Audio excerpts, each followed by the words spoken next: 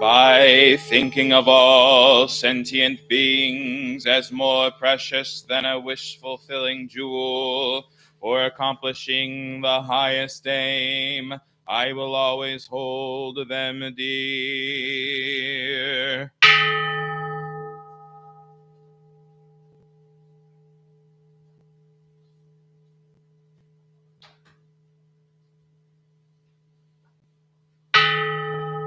Whenever I'm in the company of others, I will regard myself as the lowest among all, and from the depths of my heart, cherish others as supreme.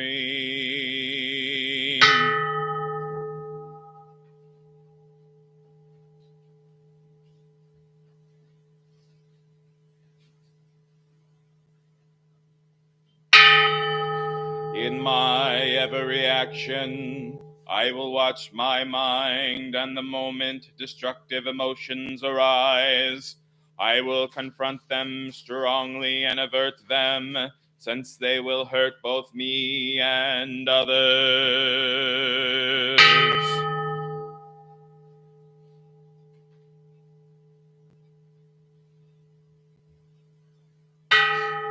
Whenever I see ill-natured beings or those overwhelmed by heavy misdeeds or suffering, I will cherish them as something rare, as though I'd found a priceless treasure.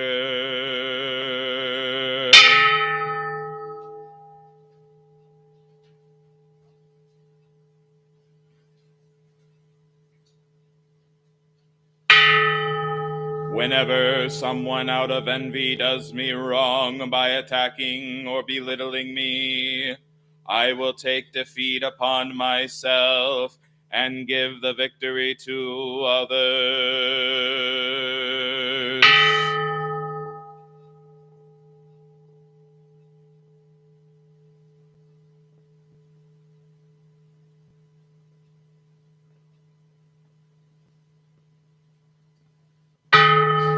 Even when someone I have helped or in whom I have placed great hope mistreats me very unjustly, I will view that person as a true spiritual teacher.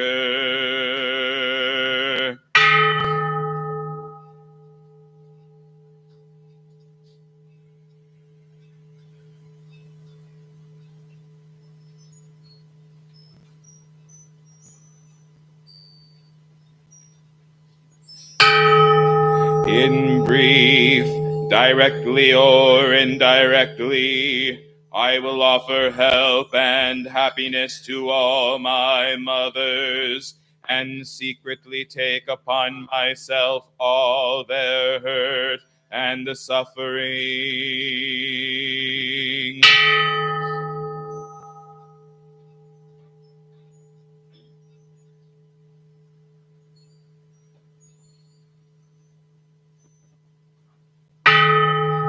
I will learn to keep all these practices untainted by thoughts of the 8 worldly concerns.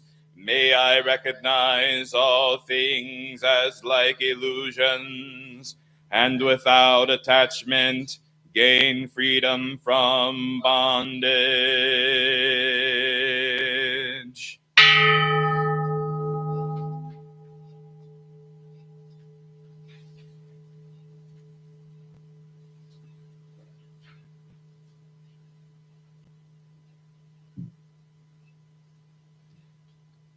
May we now observe noble silence.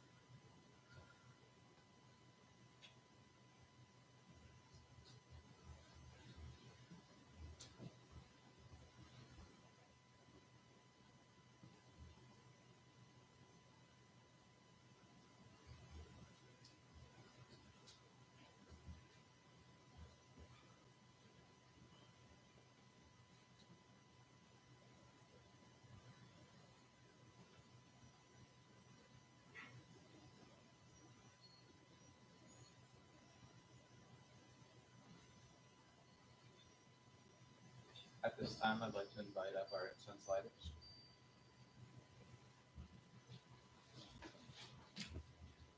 If you turn to the incense in your booklets, we'll be doing the incense offering together.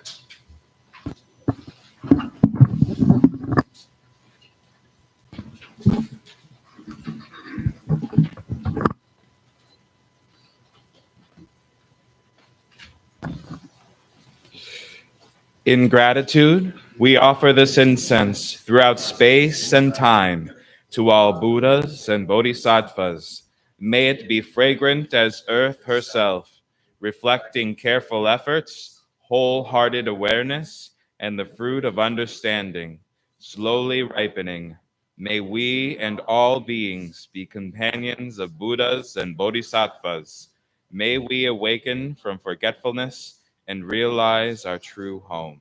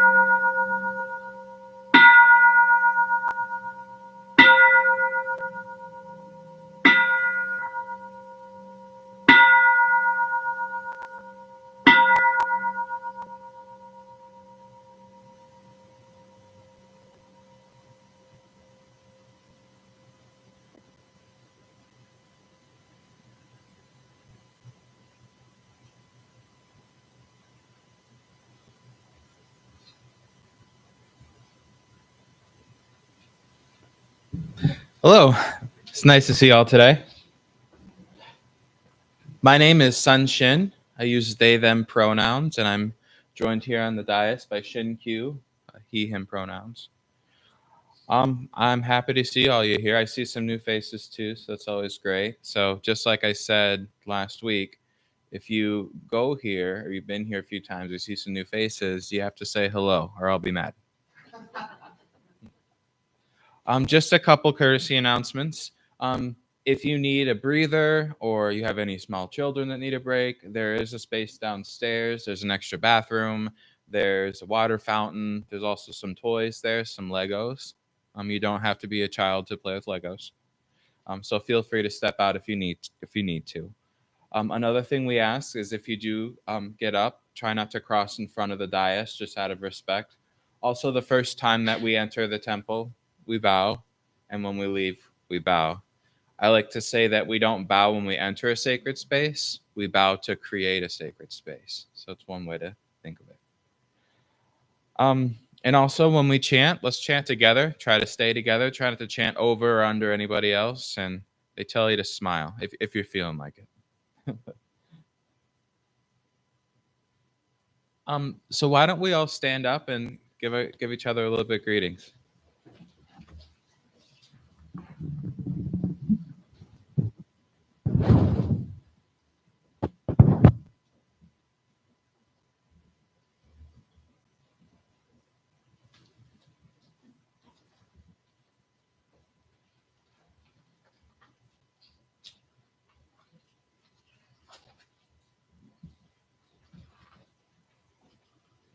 All right, I'm gonna have everybody turn to page 7, and we'll chant together. Either doesn't matter.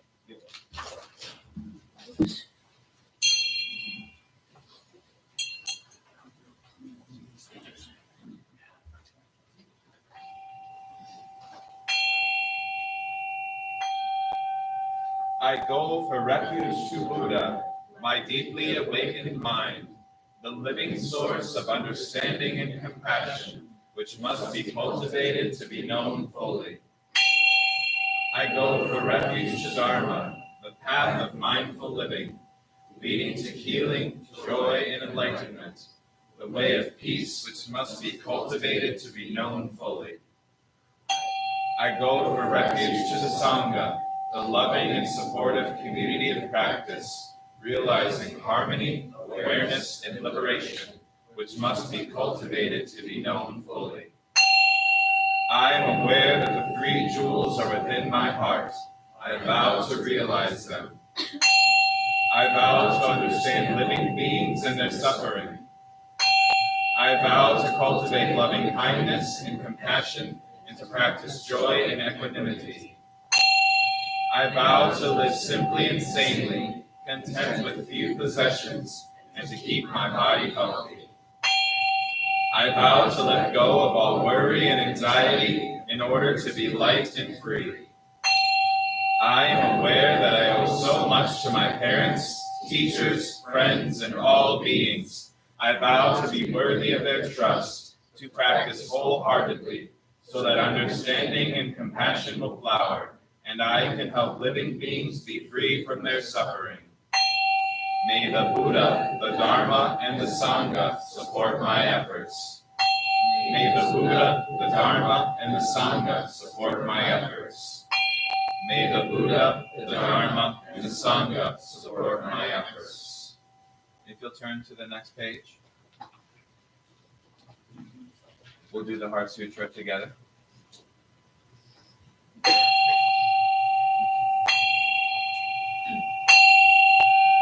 Dhamma Prajna Paramita Hridaya Sutra.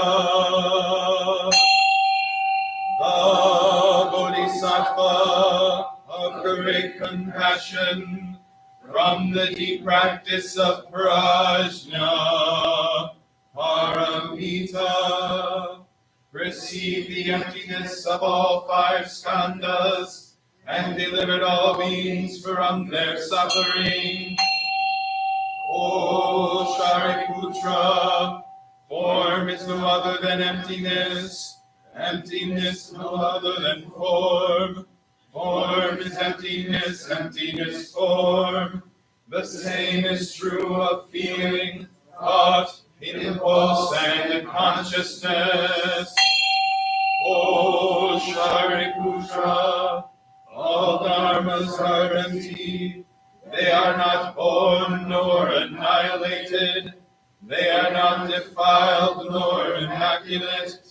They do not increase nor decrease. So in emptiness, no form, no feeling, no thought, no impulse, no consciousness. No eye, ear, nose, tongue, body, mind. No form, sound, smells, taste, touch, or objects of mind. No realm of sight, no realm of consciousness. No ignorance, nor extinction of ignorance. No old age and death, nor extinction of them. No suffering, no cause of suffering, no cease from suffering, no path to lead out of suffering, no knowledge, no attainment, no realization, for there is nothing to attain. The Bodhisattva holds on to nothing but prajna, paramita. Therefore the mind is clear of any delusive hindrance. Without hindrance there is no fear. Away from all perverted views, one reaches final nirvana. All Buddhas of past, present, and future, through faith in prajna, paramita, attain to the highest perfect enlightenment. Know then the prajna, paramita, is the great Dharani, the radiant, fearless mantram, the utmost supreme mantram, which is capable of allaying all pain. This is true beyond all doubt. Proclaim now the highest wisdom, the prajna, paramita. Gate, gate, para gate, para samgate, bodhisvaha. Gate, gate, para gate, para samgate, bodhisvaha. Gate, gate, Aragate, Arasamgate, Bodhisvaha. Dharma, Prajna, Paramita, Hridaya, Sutra.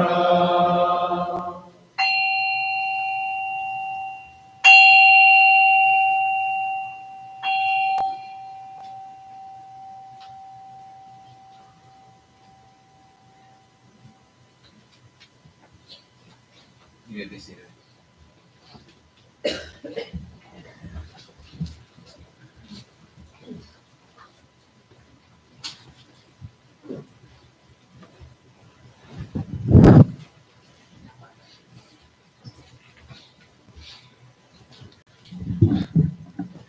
At this time, I'd like to introduce my teacher, Shuji.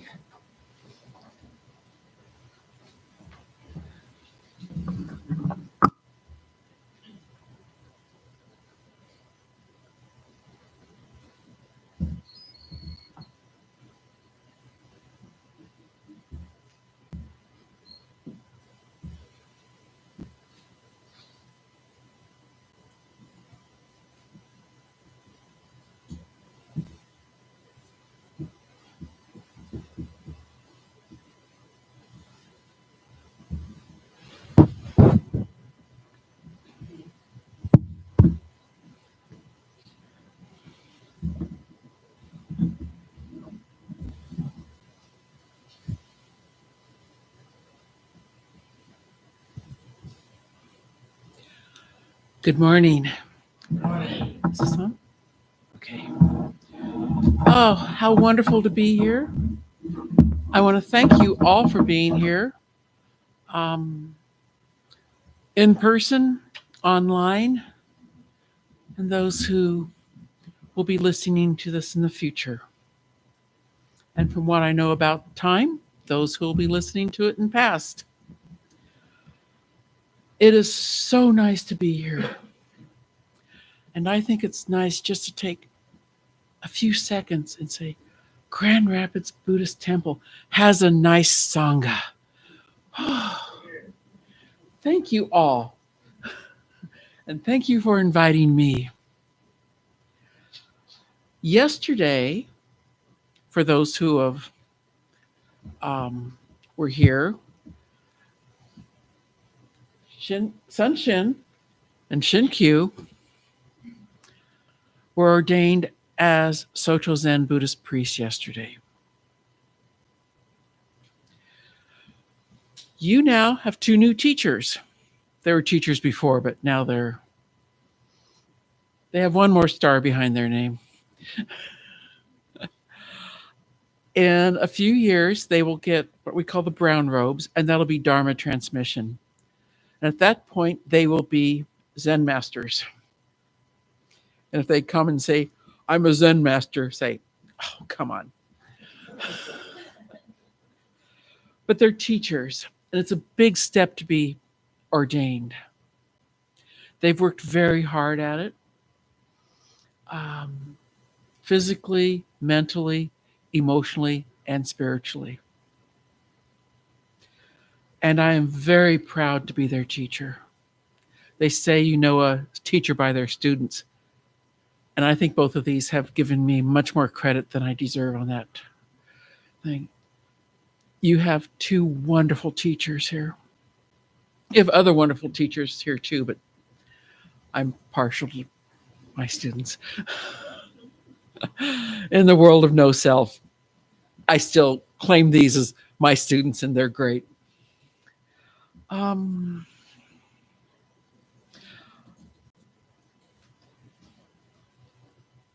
What does it mean to be a teacher?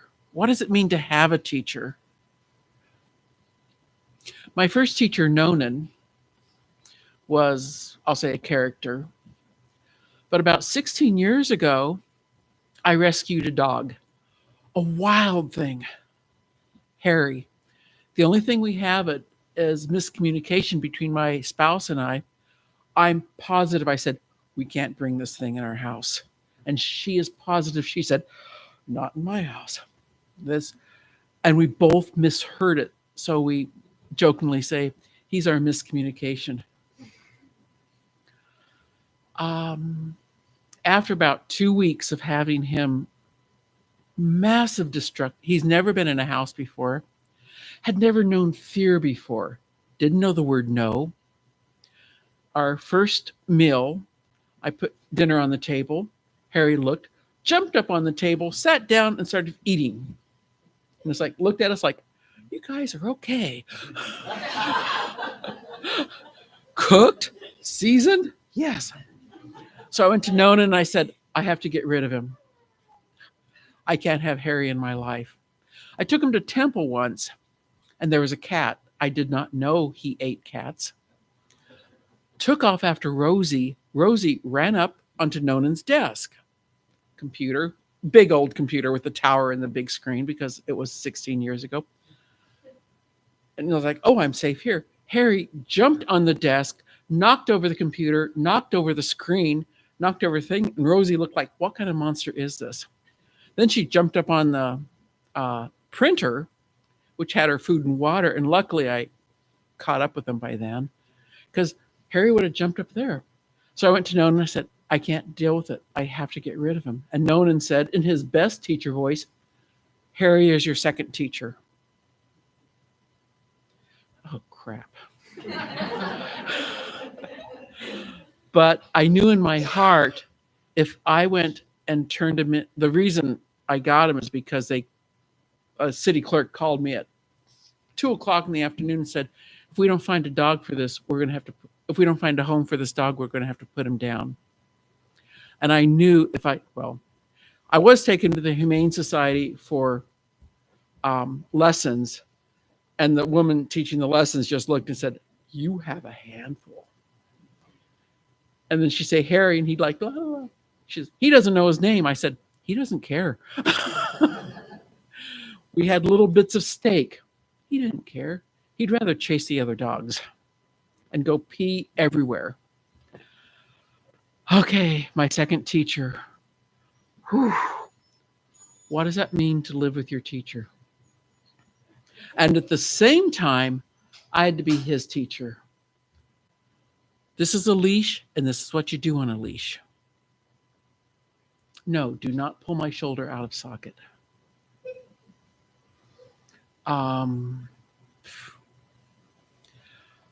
I learned a lot from Harry. How to pretend like I'm alpha. How to listen to him. And now he's 17. The vet told me 2 years ago, he's lived past his expiration date. So now I'm learning how to fall and get back up.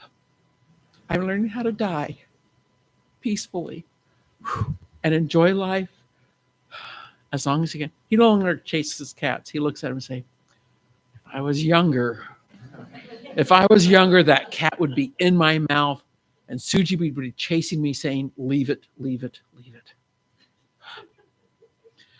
And that's a hard lesson to learn. I think I started telling myself if I was younger, maybe 25. And I used to say, oh, I'm not 20 anymore. And suddenly I'm saying, boy, I'm not 60 anymore, am I? I can't do that. Lessons we learn from our teachers.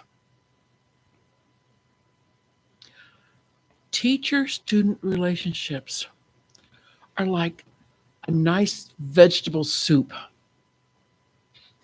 Nonan used to say, we're all soup here, and I'm the big potato. You're a carrot, you're an onion, bay leaf, maybe a little cayenne pepper to spice it up.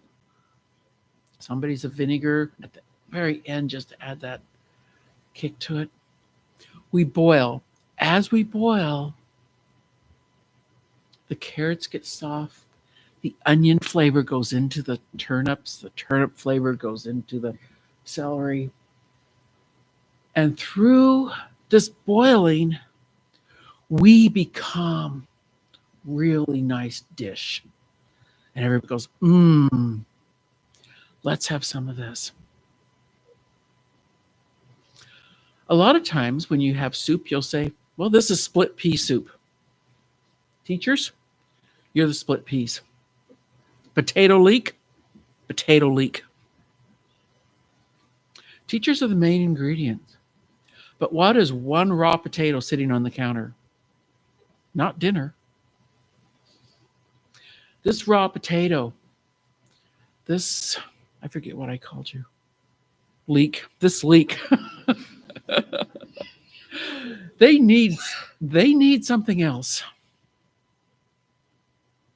You know, I'll be the carrot.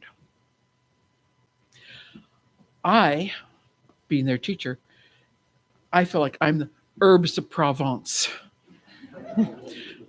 Just, yeah, what's soup without a little spice?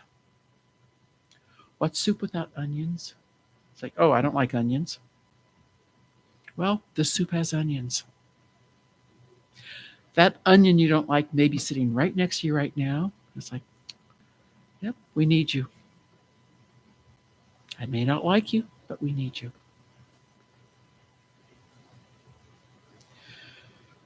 Teachers.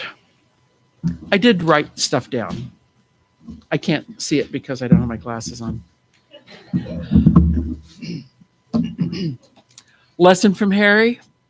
I don't have center vision in this eye because I was lying in bed peacefully once and he jumped up, all 100 pounds, jumped in my eye and put a hole in the retina.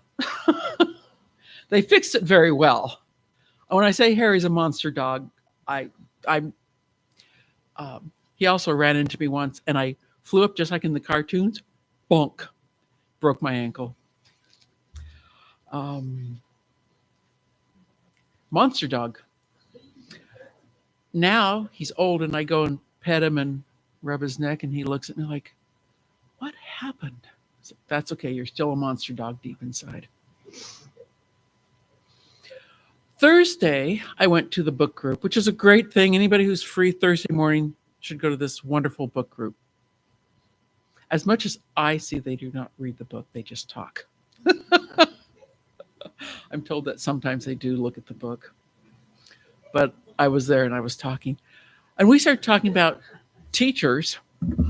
And somebody said, it's like, boy, I wish I would have thought of this. They're like a fence. It's like, yeah. And somebody else said, or maybe the same person said, so the ball doesn't go out into the street. That is the best description of a teacher I've heard for a long time. You're here bouncing around, looking at the Dharma, trying to figure out what is this Buddhism. And your teachers are here as a fence. So you don't run out in the street and get hit by a car. Wow, isn't that nice? They don't tell you how to play ball. They don't say, you're having too much fun, cut it out.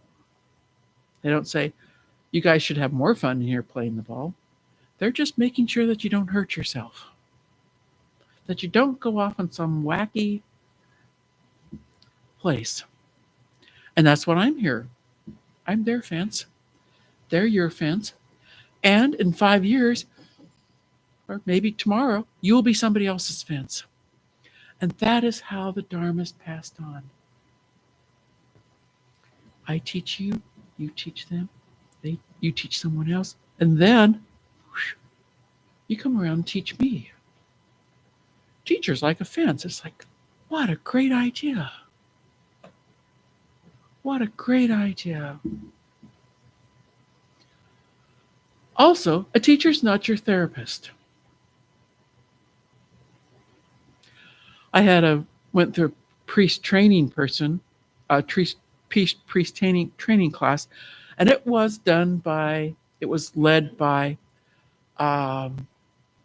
psychiatry, the MDs specializing in psychiatry. I don't remember exactly what their name is, but Grace could prescribe drugs if you needed. And she was real big on this because it was also in California. She said, in California, if you're a clergy, you can get sued for practicing without a license if you perform therapy. Oh, yeah.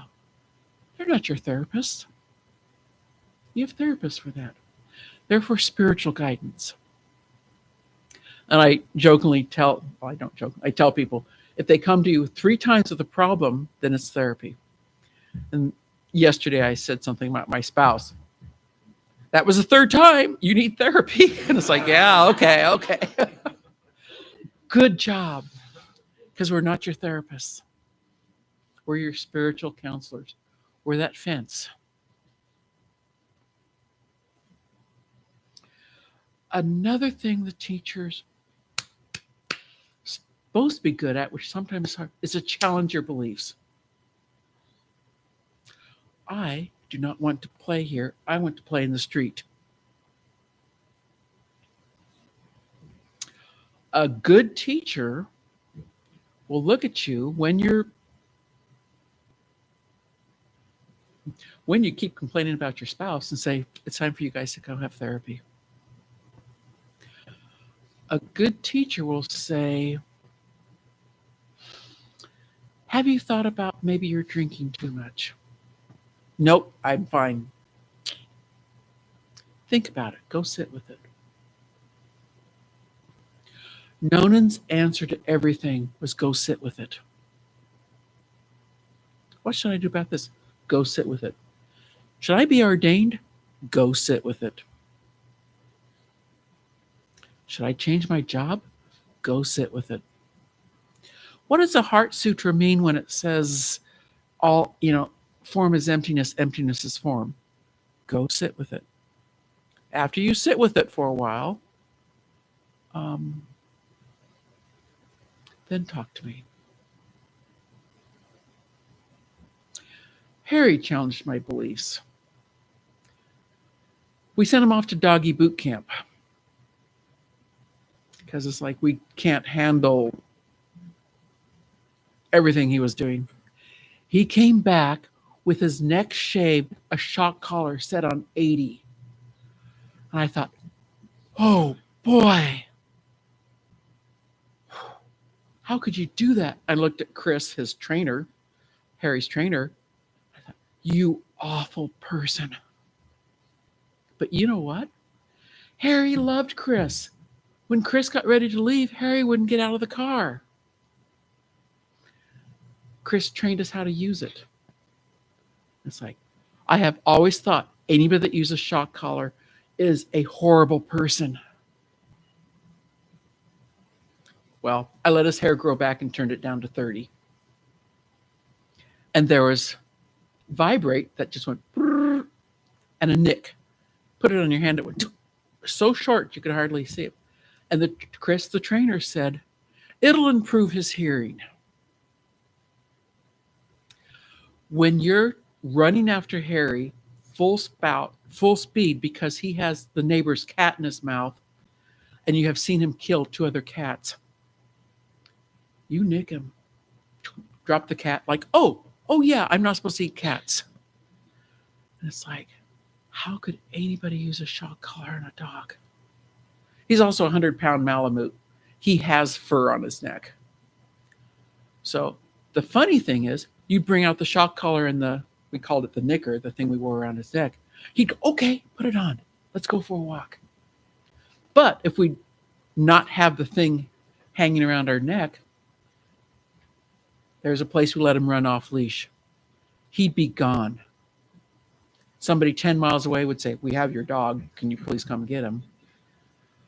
That shock collar saved his life. Do I believe every dog needs a shock collar? And do I think it should be used as punishment? No. But on Harry, put Newt down now.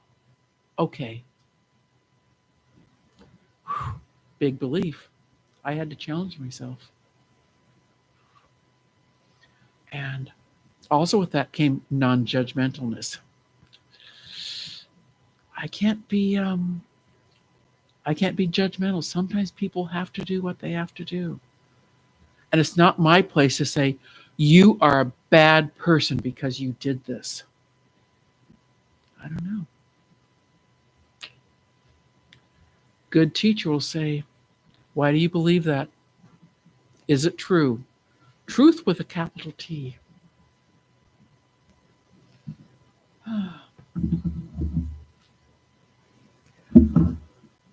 The next thing is a good teacher will also teach you how to become a student. I love the Zen saying about the person that came to a Zen master and said, teach me everything. So, and he's talking to the Zen master, blah, blah, blah, blah, blah, blah, blah, blah, blah. And Zen master says, let's have tea. Starts pouring into the cup of the guy jabbering about everything and how much he knows.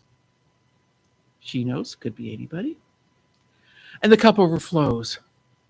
And the guy, the person, the student, the not very good student, looks and says, stop, you're overflowing. And the Zen master says, how can I teach you anything when your cup is full? As a student, you need to pour over, empty your cup.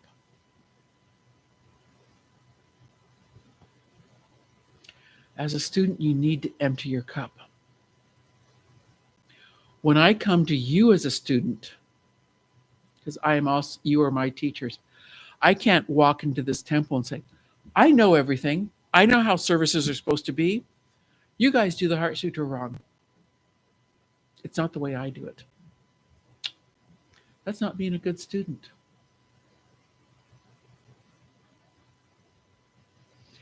And lastly, which I think is the hardest one, is a teacher teaches by example. I have a Harry story for this. I have Harry stories for my whole life. Um, he walked off leash up in the cemetery in Missouri Valley, Iowa. It was contained, and he knew the boundaries. We'd had him 3 or 4 years by then, and he still had his collar, but I never had to use it. But it still had to be on, and I still had to wear the knicker around my neck. Otherwise, he'd go off chasing something. And we were walking, and there's about 5 or 6 maybe high school kids, obviously on drugs. The cemetery was a local place where you could buy and sell and use drugs always. The small town, there are 3 people on the police force. They couldn't always be up there in the cemetery. So we're walking, they're standing there, and I get nervous. And Harry stops. Now that Harry's old and helpless, I can say he's also part wolf. And he did his wolf stance. He stopped, looked at them, turned his paws in, put his head down, and looked up. He's solid black with these huge amber eyes, and stared at them. Wolf brain to lizard brain. He didn't hackle. He didn't growl. He didn't bark. He looked at them. They shut up.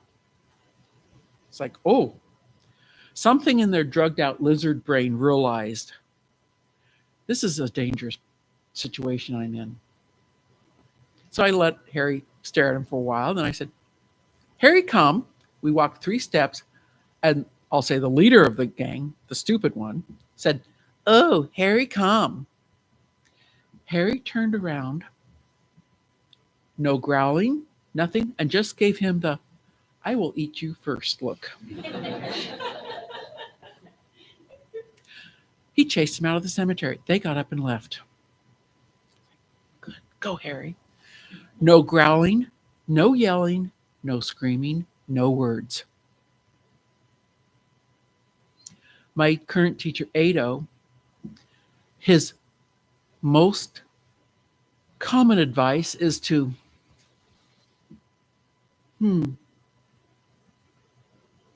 oh, no growling, no hackles, no words, just that look. Let's back up. What did I just say that got that look from Ado?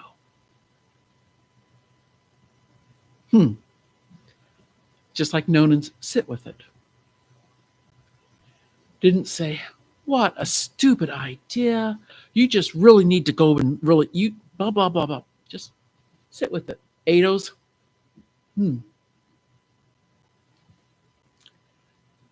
this person over here, this teacher over here, I have seen them often.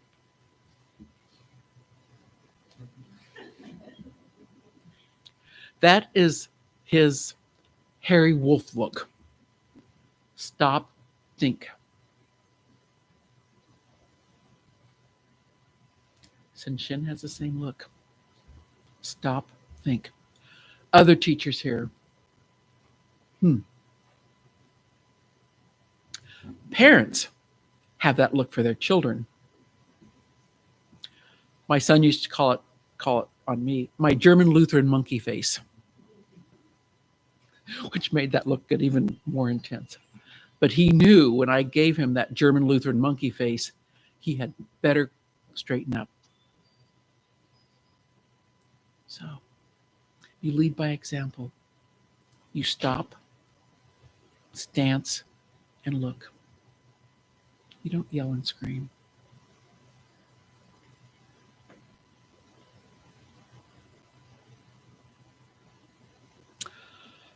And I have one more thing before I'm blathering too long, but that's okay. What I demand from my students. I have 4 bullet points here. A, we don't all have to be Buddhists. What is Buddhism? Four Noble Truths.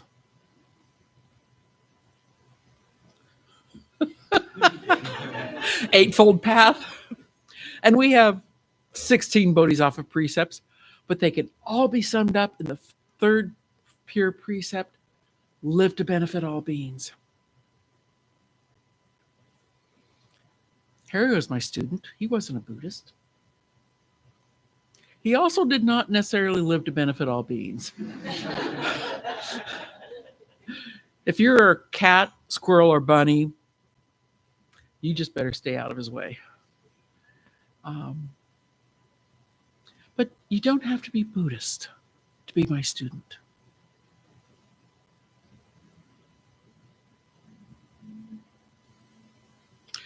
And you don't necessarily have to do what I say. If a teacher ever tells you, it's my temple, you do as I say or leave, that's when your little feelers go up and say, let's think about this, let's talk about this.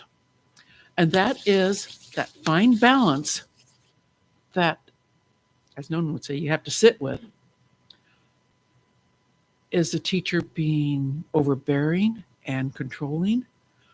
Are they really telling me something I need to listen to? For that, you go back to the Eightfold Path. Was that done in kindness? Was that done to benefit all beings? Basically, if my teacher's telling me that, is it to benefit me? But you don't necessarily have to do everything I say.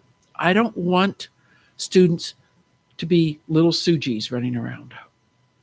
That's not the idea. Next time I come here, I don't want to see 10 little Sunshins and 10 little Shinkyus running around. That's not what teacher-student relationship is.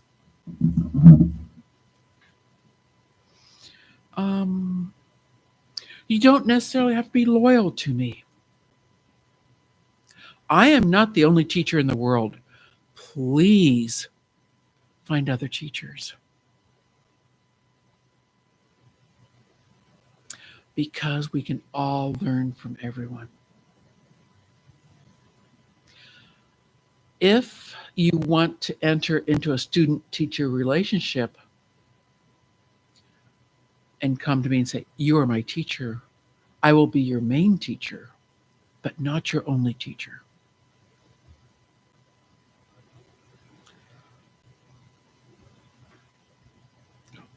The other thing that was scribbled in that I could hardly read was, I'm not going to give you a library and say, you have to study this, this, this, this.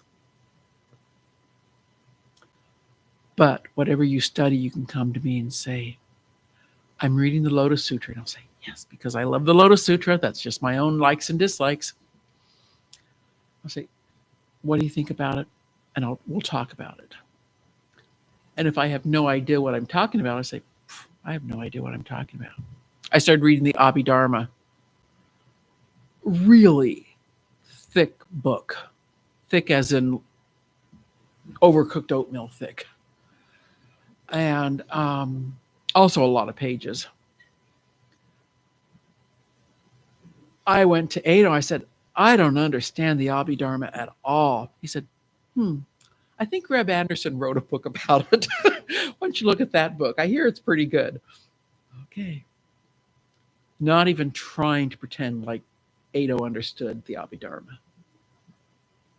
So, teachers, students, we're all big one soup. And we don't want to be overpowering. You don't walk in here and say, I'm the onion. The soup would be nothing without me. Nor do you want to be weak. I'm split pea, but I'm only going to put one little pea here because I don't want it too thick. Come here, be yourselves, be together. And that's Sangha. And you got 2 new main ingredients in your soup yesterday. Use them. I wrote a conclusion so I can actually end the talk in a pleasant way. Celebrate your new priests. Be kind to them, use them, listen to them, and allow them to listen to you. And remember, a good temple should be challenging to you and your teachers. But main thing is be kind and keep that third pure precept, live to benefit all beings. I think if you have that down, you have everything. Thank you. Do you do questions now, or do we want to go down and have tea and have questions? Okay. Afterwards, after everything's said and done, we'll have a lovely potluck. I know of 2 items that Fanchen made. And we can discuss any of this farther if you want to. Thank you. Why don't we prepare ourselves for a short meditation?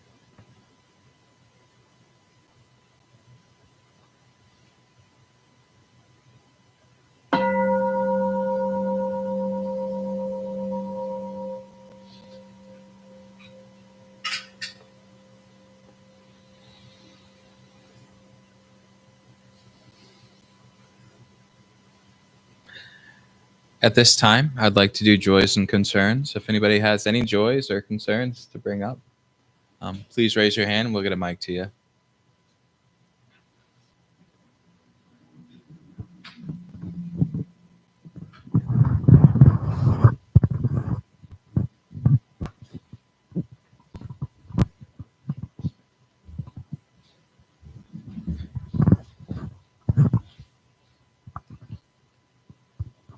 I give honor to this temple and to this room and to this space. And thank you for welcoming a Catholic into this space. And I'm honored to be in community with you. And I am excited to explore safety, love, and compassion. Thank you. And I honor all of your teachers.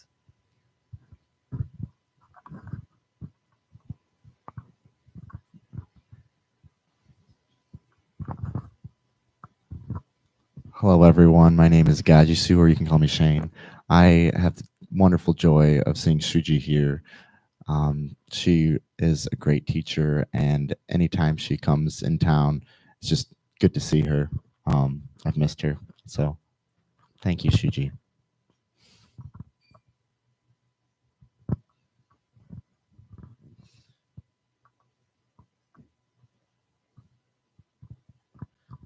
Do we have any online? Okay.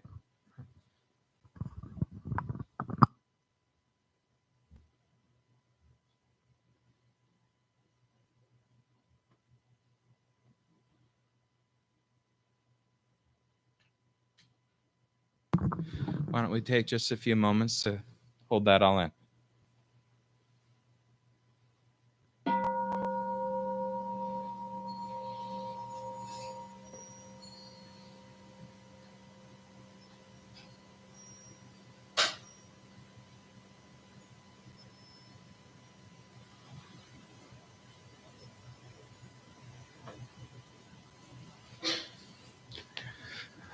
All right. I have a couple announcements to give at the end of service here. One last thing, when we do leave, if you could just return your cushions to where you found them. We usually like to tag the face, the back. And then if you could return your pamphlets to the first page, and you can place it on top of the cushion there as well. Like Shuji said, we will have tea downstairs, and there is some food as well. It'd be a great time to meet some of us. If you have questions, I would say look out for anybody wearing either the grays or any of the robes, the brown or the black. And feel free to say hi and ask of Shuji or any of us any questions that you might have. I do have some announcements. We have our Grand Rapids Buddhist Temple Board meeting on Sunday, February 18th, and that's at 11:30 till 1 p.m., so right after the service that day. And you can join here in person or through Google Meet. We also have our Parinirvana Day potluck, and that's going to be on Sunday, February 11th, again after the service. If you would like to bring a dish to pass, that'd be wonderful. We just ask that you mark any sort of ingredients for some people who have dietary restrictions and intolerances. We also have an intermediate meditation class. It's going to be on Saturday, February 24th, and that's from 9 a.m. to 12 p.m. here at the temple. And we just ask that you register before the Friday before, so before the 23rd. And you can contact Kunga for any additional questions on that. I also want to point out our online meditation group that meets on Wednesdays, 7 to 7:45 p.m. And again, you can contact Kunga for any questions about that. We have our Thursday Dharma discussion group. That's Thursdays, 9:30 to 11 a.m. And they meet at the temple. And you can get a hold of Jingsu, Ryan, for any information about that as well. I also want to say that we do have our Buddhist-based recovery meetings that meet Mondays, 6:30 p.m. And then we also, and that's at the temple here, on Wednesdays at 6:30 at the Alano Club, and then Fridays at 10:05 a.m. We at the temple or via Zoom. Are there any other? Yes. I'll be ever so brief. I'm Gail Kaji. Sorry, Gail. I am on the board and auxiliary, and I'll be ever so brief. Just three things. We're going to clean the temple this week, so if I could have the cushions in this side and then this side, just pile them up so we can clean the floor, and that would be really helpful. we decided to take and markedly discount some of the items that were in the Buddha boutique, and they are in the back. And I'll be back there if any of you are interested. We have PayPal that's available. And finally, regarding PayPal, we have PayPal options if you want to donate to the temple. We have Donna boxes over there, QR codes. We make it really easy. This Sangha is truly a Sangha. It is a community of people who donate their time, their energy, and financial resources as well. So we appreciate all of it, and please talk to us if you're interested. Thank you, and thank you, Shuji, and congratulations to both of you. This you?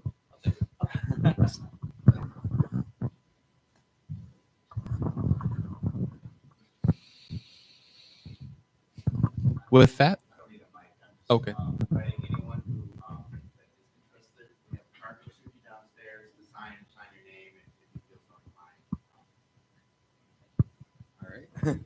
With that, why don't we stand? And we'll be doing our closing gathas together.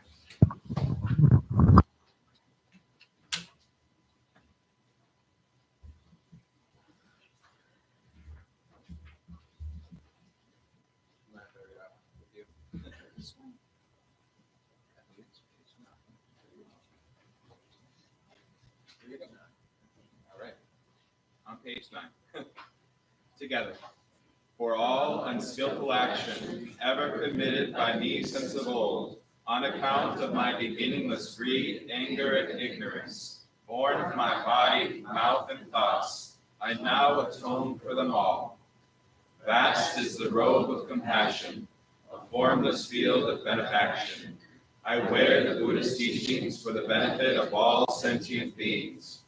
All beings, one body, I vow to liberate. Endless blind passion, I vow to uproot. Dharma gates without number, I vow to penetrate.